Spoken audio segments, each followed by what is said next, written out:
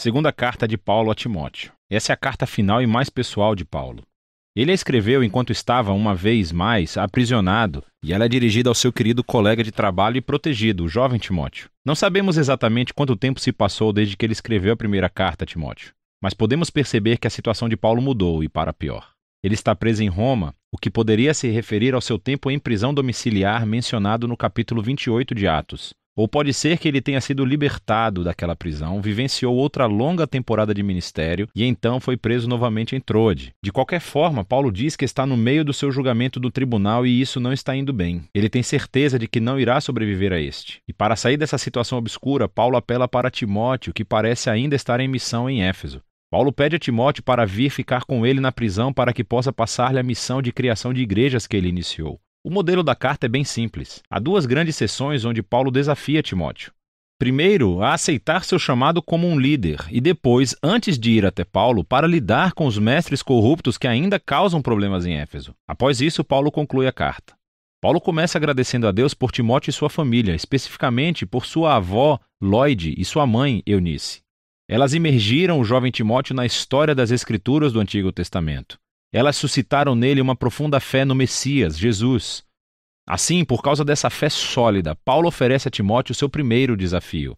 Ele o exorta a rejeitar qualquer tentação de se envergonhar das boas novas sobre Jesus ou de Paulo, que está sofrendo na prisão, justamente por anunciá-las. A razão pela qual Paulo precisa enfatizar isso é pelo estigma negativo que ele ganhou, dado a quantidade de vezes que esteve na prisão.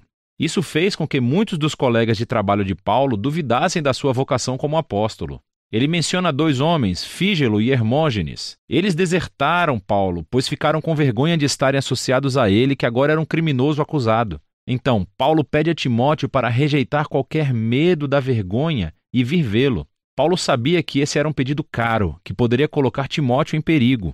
E assim, ele lembra a Timóteo que a graça de Jesus é uma fonte de poder realmente importante e que ele precisará dela, pois seguir Jesus não é fácil. Exige tudo o que você tem. Paulo compara o fato de seguir a Jesus a se alistar como um soldado que se esforça para agradar o seu comandante oficial, ou como um atleta que treina o seu corpo para uma competição, ou como um agricultor dedicado e trabalhador. Todas as três metáforas envolvem uma pessoa que está comprometida com algo maior que elas mesmas, e que se dispõe a sacrificar e a passar pelos desafios para atingir um objetivo maior. E, claro, o maior exemplo disso é o próprio Jesus. Devido ao compromisso dele com o Pai, ele sofreu a crucificação nas mãos dos romanos. E, da mesma forma, o próprio Paulo sofre agora em uma prisão em Roma. Sofrimentos e sacrifícios são inerentes à vida cristã. E é por essa razão que a ressurreição de Jesus é o fundamento da esperança cristã. Ou, como Paulo coloca nesse poema muito poderoso e breve, se morremos com ele, então viveremos com ele. Se aguentarmos o sofrimento, então reinaremos com ele. Se o negarmos, ele nos negará. Se formos infiéis, ele permanece fiel, pois ele é incapaz de negar a sua própria natureza. O amor de Deus pelo nosso mundo gerou uma nova esperança pela morte e ressurreição de Jesus. E assim, para aqueles que correrão o risco de confiar e seguir Jesus, Deus promete a vida e a vindicação. Para aqueles que o negam, Deus honrará essa decisão e fará o mesmo. Mas a infidelidade do povo nunca levará Deus a abandonar a sua fidelidade. E assim, Paulo convida Timóteo a ser fiel, sabendo que isso pode ter um preço. Paulo segue para a segunda metade da carta, convidando Timóteo a confrontar os mestres corruptos em Éfeso, antes que ele venha a Roma. Aquilo que eles ensinam está se espalhando pela igreja de Éfeso como um câncer.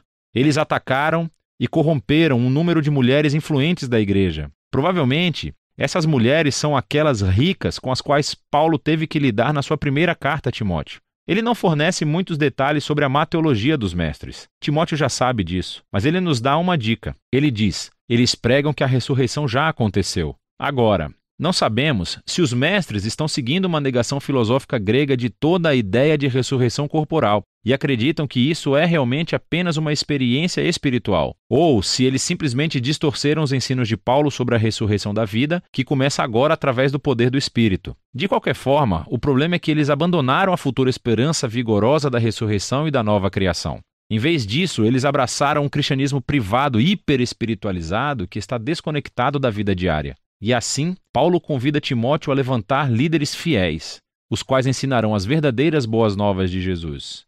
Eles devem evitar os argumentos sem sentido que resultam dos debates dos mestres. Em contraste, Timóteo e sua equipe de liderança devem manter importante aquilo que é importante. Eles devem se concentrar na história central e na mensagem das Escrituras, que nos dias de Paulo significava primeiramente o Antigo Testamento. Paulo diz que essas Escrituras podem lhe dar a sabedoria que conduz à salvação por meio da fé no Messias Jesus. Ele está dizendo que o objetivo das Escrituras é contar-lhe uma história unificada que o leva a Jesus e que tem sabedoria a oferecer ao mundo todo.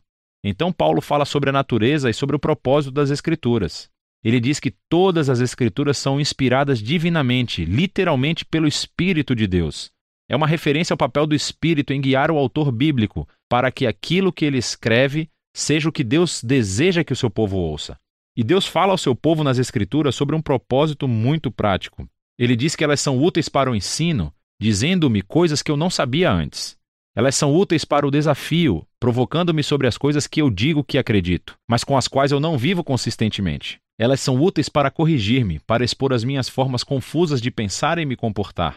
E elas são úteis para me treinar na integridade, mostrando-me uma nova forma de ser verdadeiramente humano. E tudo isso é para que o povo de Deus esteja preparado para fazer o bem.